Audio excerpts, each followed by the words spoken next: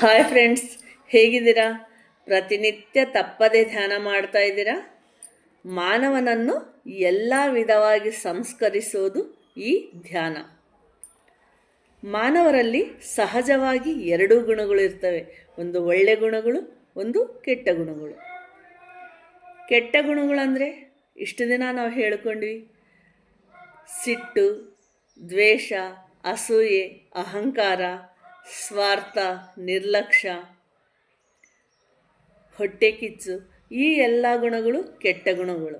ಒಳ್ಳೆಯ ಗುಣಗಳಂದರೆ ಪ್ರೀತಿ, ಕರುಣೆ, ಮಮತೆ, ದಯ, ಸಹಾಯ ಮಾಡೋದು, ಸೇವೆ ಮಾಡೋದು, ಧರ್ಮ ಮಾಡೋದು, ದಾನ ಮಾಡೋದು, ಈ ಎಲ್ಲ ಗುಣಗಳು ಒಳ್ಳೆಯ ಗುಣಗಳು.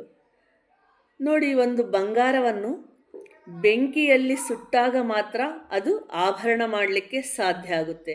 ಹಾಗೆ ನಾವು ಪ್ರತಿನಿತ್ಯ ಧ್ಯಾನ ಮಾಡಿದಾಗ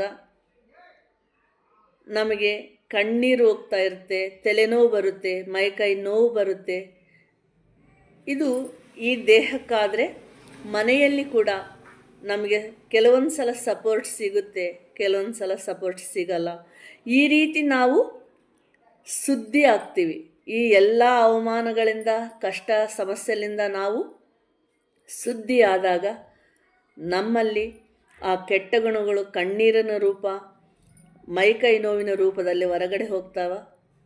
ಆ ಒಳ್ಳೆ ಗುಣಗಳು ಮಾತ್ರ ನಮ್ಮದಾಗ್ತವೆ.